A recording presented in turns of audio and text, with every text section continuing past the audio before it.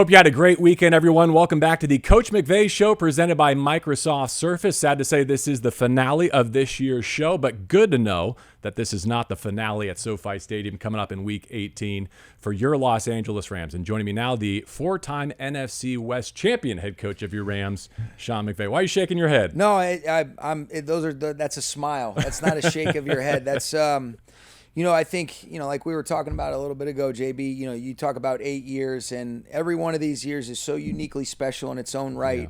Yeah. What a special story this has been. There's still hopefully some good chapters yet to be written, but I've loved this group. It's been a different journey in a very rewarding and in a powerful way, throughout the season, and happy and really proud of this group, but there's still work to be done without a doubt.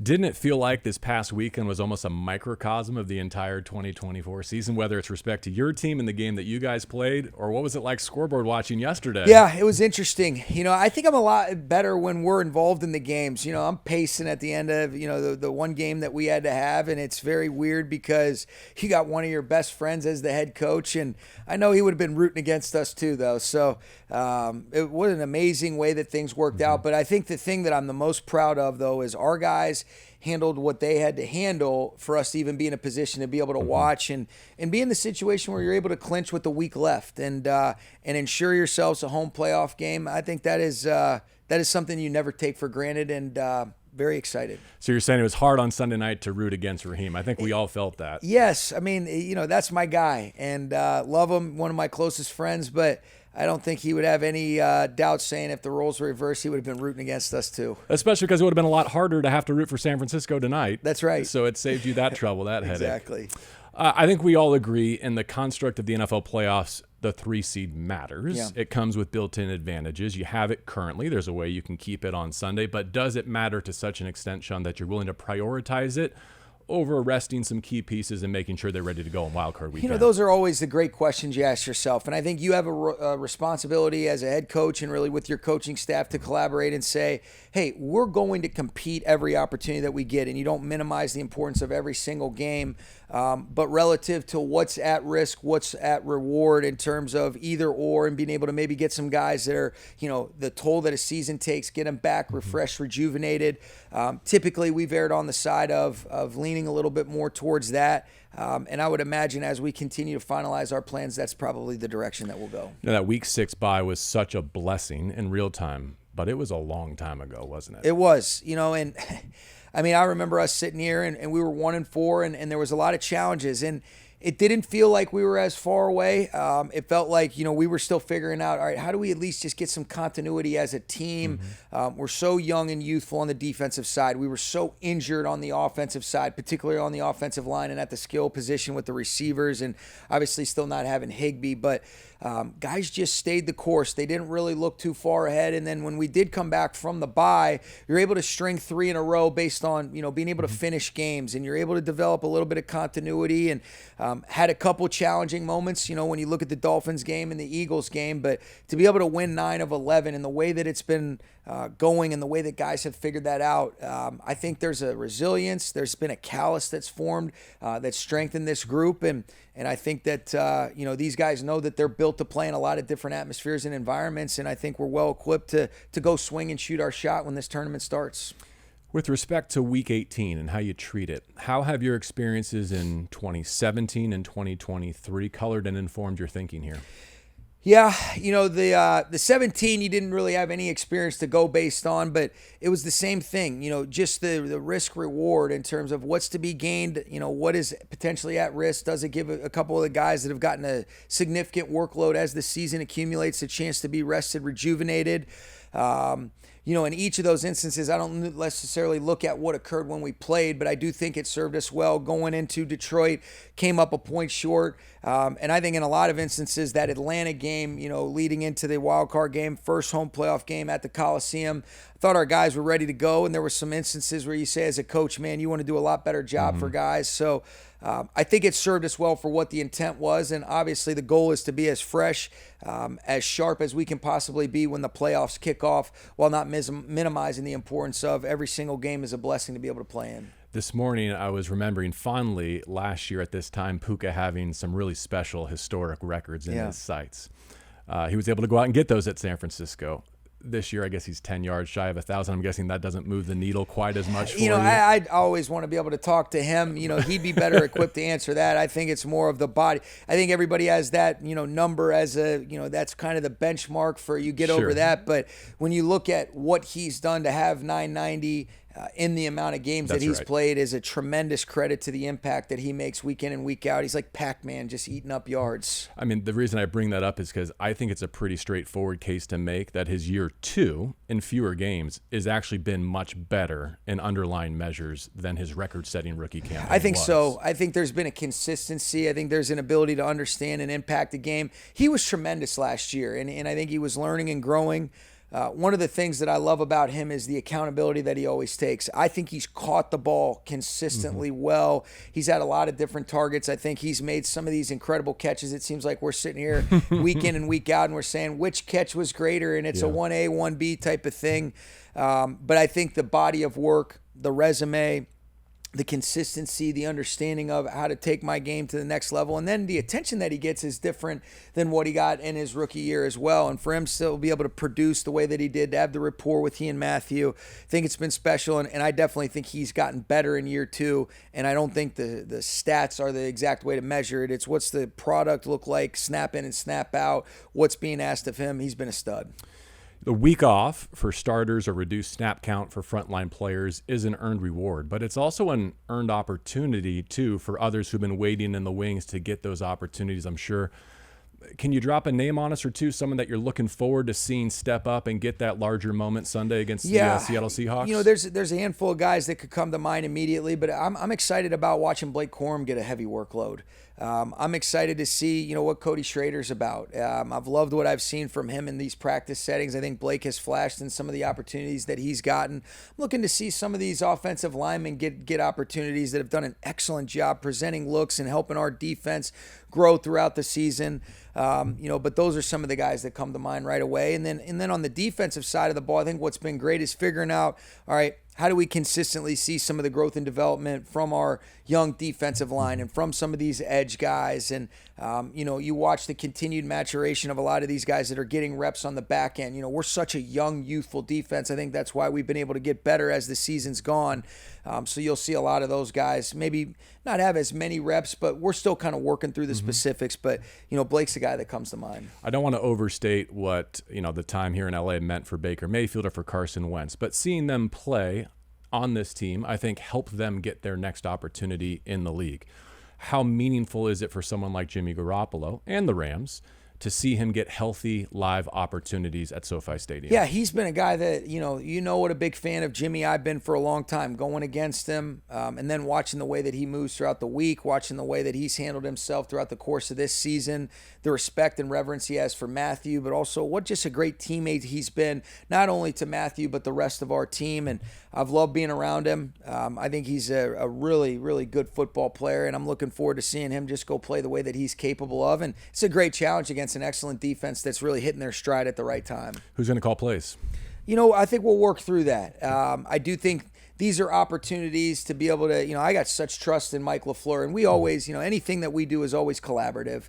But if this does provide an opportunity to, not necessarily take a step back, but, be a little bit more immersed in the total, product of the team and then be able to kind of, do that while also watching Mike be able to lead in his own way. Those are things that I always want to be able to think about if I think that's what's best for the team. That might be a direction we go. A year ago, Carson had some unique attributes that allowed you to tailor a Week 18 game plan to him. Is it true that Jimmy Garoppolo's skill set lends itself more towards running the 2024 Rams offense? I think so. I think he and Matthew have a lot of similar skill sets that enable us to operate in a similar manner. And there's certainly, you always want to make sure that you're saying, all right, what does the quarterback do best, and how do we adjust our system or some of the things that we want to emphasize to fit their skill set. And I think there's a very similar skill set that both these guys possess, but there'll be some things that maybe Jimmy's a little bit more comfortable with, that he has experience with, that we might activate that fit in terms of how we want to try to attack Seattle's defense. I was sorry that Rob Havenstein had to miss last week's game, but one of the beauties of getting this opportunity is hopefully you have him right for the postseason. How confident are you that shoulder that popped up is not going to be a lingering concern? Yeah, I'm confident that he'll be ready to go for the playoffs. playoffs. I think you realize the importance of what he means to our team, not only as a leader, but the production,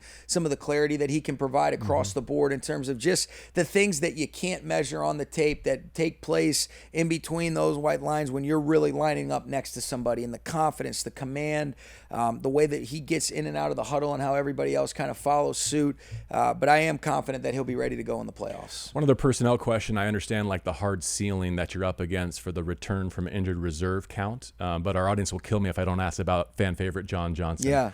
Do you see him being a part of your postseason plans? Yeah, I think here's the nice thing. You've got two guys. It's such a unique situation in terms of we had so many injuries so early on in the year. You've got a maximum a lot of return, off of that IR designee that you can have. And so we've got two guys in Troy Reeder and John Johnson and one spot left in the regular season. Here's the nice thing. We've been able to stay relatively healthy because even though you can bring somebody back, well, that means you have to release somebody. And so there's always some challenging circumstances to navigate as it relates to that. But you do get a couple extra elevations or you get a couple extra spots once you qualify for the postseason. And so both JJ and Troy are at the forefront of our minds in terms of figuring out we're a better football team when those guys are a part of it, and exactly how it works. But that'll be something that we'll probably explore once we get into the postseason. You've had a couple nice comments on this topic already, but let's revisit it here. We've resisted the urge to draw too many parallels between last year's accomplishment and this year. They'll always be inextricably linked. I understand why. But I think there's as many, maybe more differences than similarities between the two teams and the way the season went. How would you distinguish uniquely what this group has done?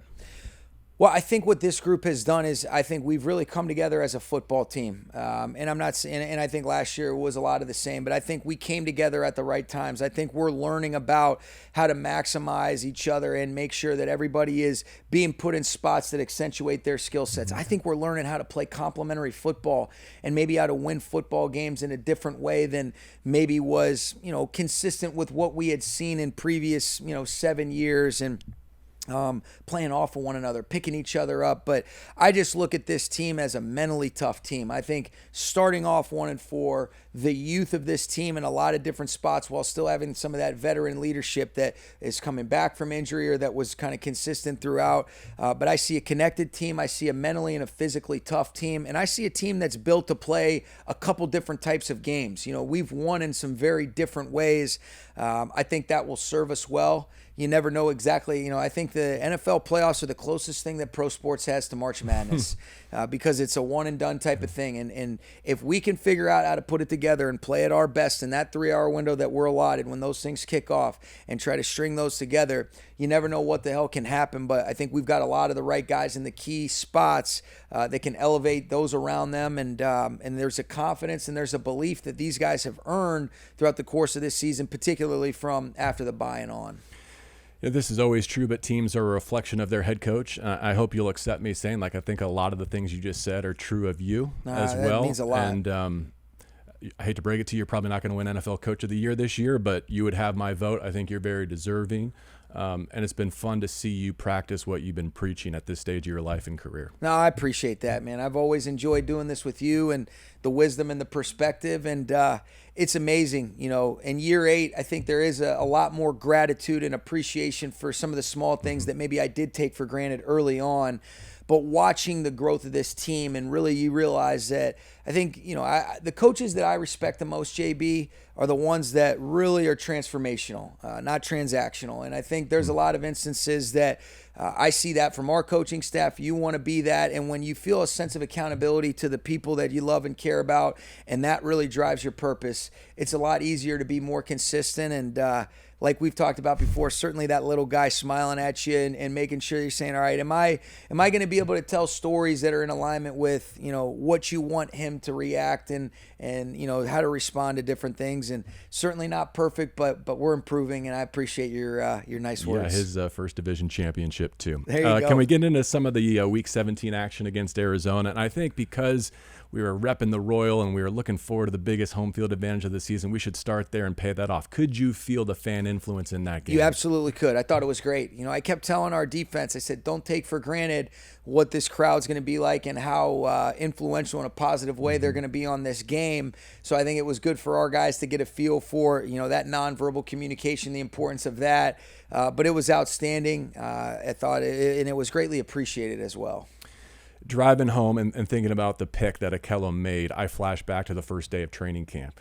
And you suffer injuries throughout that summer. But when DK goes down, I think all of our minds start to think Ahkello Witherspoon. And it took a while for those, stars to align. But where would the 24 Rams be without him right now? He has been awesome. I can remember even, when he played so well for us last year, was kind of patiently waiting for his next opportunity. And I can remember even sitting there with he and Aubrey when we first brought him back, a little bit into the season and talking about the opportunity that he had. Said, all right, well, I'll kind of cautiously stay on the practice squad. And then if it ends up being where I feel like this is the best opportunity for me, but I don't want to necessarily lock myself into if another opportunity arises. And you talk about a guy that's just been ready and who's been leading in his own way based on the experience he's accumulated. I think he's played incredible football for the last 3 weeks. When you look at from the 49ers game to the Jets game and then to what he did on Saturday night, and it really wasn't just that play. He's consistently made plays. He's been a great communicator. He's been tight and sticky in coverage. He's had a lot of PBUs, and then it was pretty special to be able to have that be his first pick of the year. Unbelievable. I mean, catch, that play too. was pretty Catch. indelible. We got to go back to that. Yeah. What do you think in real time, and then how has it evolved since you've seen the replays? Here's what I thought. You could see they did a great job of really driving the football down the field. We made the decision that we wanted to come after him, kind of force the ball out. I thought it was awesome that Cam Curl got tight on McBride, so he's running a quick little outbreak, doesn't have a chance to get his head around, and because the ball's got to be out because of the timing that we hit the blitz, bounces right up, and Ahkello being able to still have vision on the, on that play, and then to be able to have the athleticism to redirect, and then to be able to make that play. It felt like an eternity till they told me that thing was actually a catch, but I couldn't see it where I was standing because I was kind of in alignment, so it happened opposite of my view on the far sideline. But, man, the reactions, there was a lot of excitement on our sideline. I think Aubrey and I were a little less reluctant until they made it official, but what a damn play by that guy. I thought the pylon was in the end zone but out of bounds, such that when he triggers it, it's over and should have been a touchback. I did too, but I guess that wasn't the case, and so that's why the ball was inside the 1 yard line. A little dicier than we would have liked. We were nervously waiting. That was the most that was the most nervous I've been in the victory formation, where you got to sneak it a couple times, and then I'm asking Matthew, do we have enough space on third down to take a knee? And he gives me the thumbs up. So I'm like, all right, we should be in good shape there. That's awesome. I want to touch on Cobie Durant real quick, who's at times been your best corner this season. I imagine it's a nice problem to have more starting corners than starting spots heading towards January. There's no question. And he's been great, and he's been a pro's pro. And he was awesome against Buffalo in a lot of situations, ends up having the lung contusion, ended up kind of riding the hot hand, but he couldn't have been more of a pro in terms of, hey, he knows the confidence that we have in him. And then, you always have to sometimes make decisions. What's best for that week? But like you said, it's a champagne problem to have three quality starting corners. When you look at Darius Williams, and Ahkello Witherspoon, and then, one of the things I think that says as much about him as anything is look at who one of the first people to celebrate with Ahkello when he made that play is, and it's 14. Love that. Is it too much to ask Cam Kinchens to think about batting that away or throwing it out of bounds? I don't think so. You don't think so? No. Okay. I mean, when you're in, here's the thing. When it's a ball thrown down the field in traffic, I think it's a similar opportunity to be able to say, okay, now, instinctually, you're saying in the moment, if you're not necessarily saying I've been through this before, it's instinctual to want to be able to say, you go catch it. And then if I'm him, I'm saying, hey, did you see what I did in Seattle? But I think there's some opportunities to be able to say, all right, now, here you are, you've accumulated this experience. If this comes up again and it's a 4th down and 10, a ball's thrown down the field, it's in traffic where it's going to be tough to get any sort of return. And now we're probably going to end up with better field position. You might have the presence to be able to do that, but I think unless you go through something like that, it's hard to be able to say. And he's got some return swag. So when he started to get, I'm like, oh, just knock it down. And then he got going and he got a little bit excited, but It would have been better for us there, but I'm not going to complain about a big-time play on 4th down. Yeah, nor will any of the Ramily. Rams rookies, by the way, have combined for 8 picks and now 13 sacks. My only concern with NFL Defensive Rookie of the Year is that your tandem might somehow split vote and steal from each other. But I conceptualize it this way. Whether it gets voted this way or not, you've now drafted and developed the last 3, I think, NFL Defensive Rookie of the Year, with Cobie last year and the 2 this year. I love it, and I mean, and you mentioned 8 picks, and Jalen McCullough and Cam Kinchens are 2 rookies that have had 4 apiece. That they make up those 8 picks. It's incredible. I've been really just proud of the growth and the development, and I think that's a tremendous credit to the collaboration of the coaching staff and scouting staff identifying our kinds of guys, and then being able to see the coaches help develop these young men and watch them continue to grow. Watching Joe Caniglio with Jared Verse, watching Give Smith and AC Carter with Braden Fisk. Tyler Davis is a guy that's played a lot of really good football, good quality snaps, sniffed out the screen. They've been an excellent screen team. I've been really pleased with him. And then, you look at it on the back end, Jalen McCullough's ascension as an undrafted rookie, what Greg Williams has done with Omar Spates and how well he's playing at the inside linebacker position as an undrafted rookie, and then Cam Kinchens with Coach Beek and Aubrey. That's a lot of guys that have made big-time contributions from the rookie class just on one side of the football. It's been awesome. Let's talk some offense. And every time you and I speak about this, you've been laser focused on execution. Yeah. Which leads me to believe that you believe you've got the right men in the room to be great. Yes. What is it that makes you think that there's more days like Buffalo ahead for the Rams? Well, because I think the guys that are capable of playing better have shown over time that they consistently will. I think it was a big, we missed Rob the other night. It was a big deal that, we had some uncharacteristic things go down. And I think the first thing that as well as I do, JB, I'm always going to say, let's look internally as coaches. Are we presenting guys with a clarity and an understanding of what's the intent? And then is there the opportunity to be able to go consistently execute? And there's always going to be times that you look at yourself and you say, man, I got to be better for guys. And then I expect the same from our players, and the confidence I have in saying, all right, if we do what we're supposed to do there, all right, what does that really look like? And are there examples where it's been done before? And then our job is to help them consistently replicate that with the trust in their, teammates and each other, and then their ability to be able to go do that. And I thought there was a lot of opportunities for us to do that the other night. We didn't do it. What I will say is this. I thought in some of the most important times, even though it wasn't necessary, it wasn't up to the standard that we have offensively, the goal is, hey, how do we figure out how to win the game as a team? To come away with the drive when we had to have it to get up 7-0, and then to be able to string together a 2-minute drive to get a field goal. What a great job by Cardi to hit that. But to go up 10-0 was big. And then I thought they did an excellent job of sustaining possession. We didn't make the most of the one possession we had in the third quarter. And then when you do end up getting the ball back, and you're saying, all right, we got to go get points.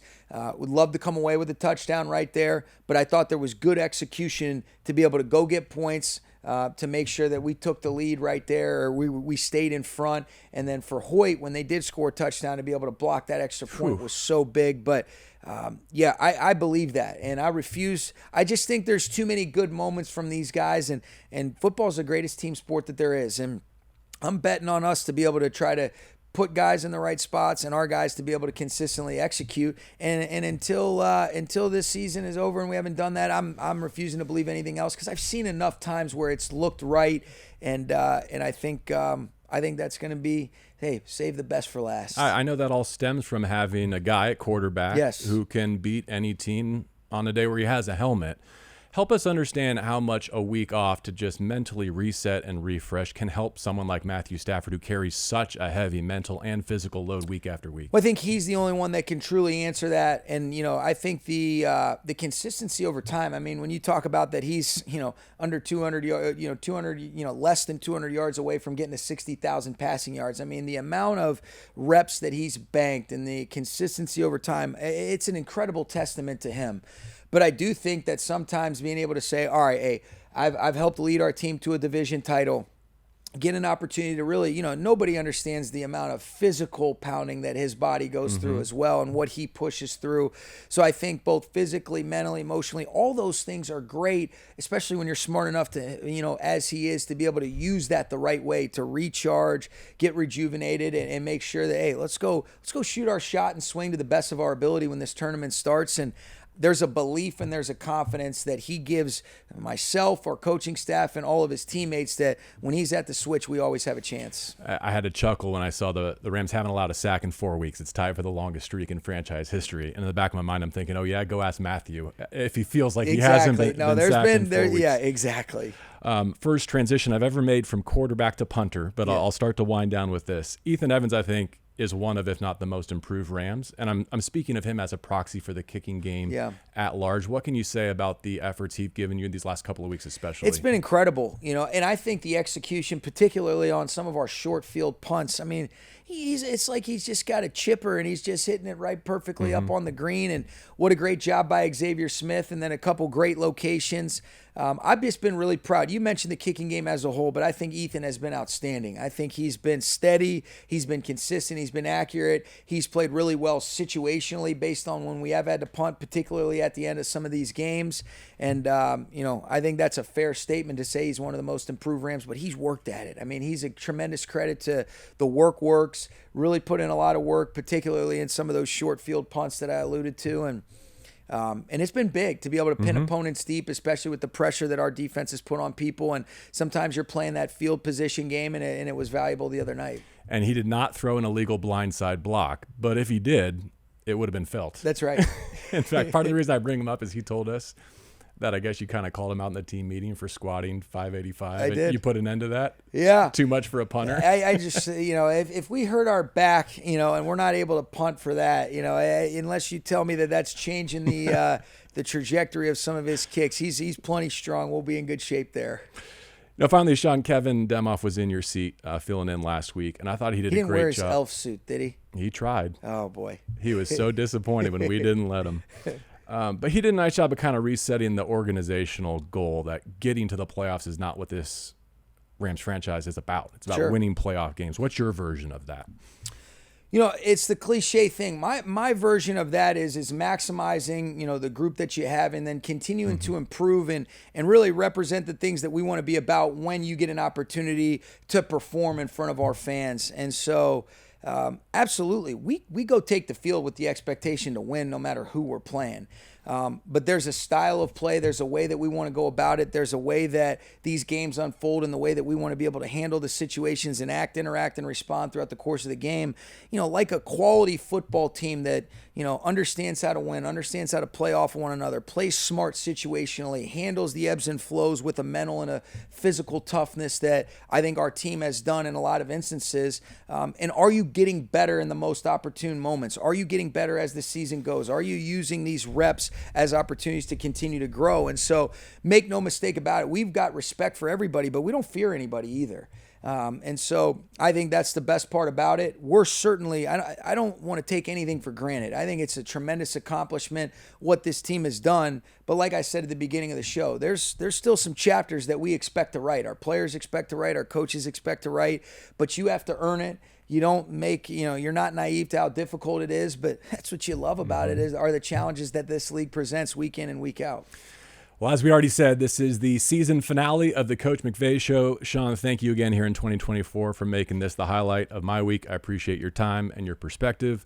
We'll be here next Monday, just sitting here with the lights on if you want to stop by and visit. Well, hey, I always love doing this with you, JB. You're the man, and even in the times that we miss DeMarco, he's always with us in spirit. DeMarco sent his best. He's doing great on the radio side, and he'll be with us this weekend at SoFi Stadium. Hope you will be too. For Sean, I'm JB. This, the Coach McVay Show, presented by Microsoft Surface.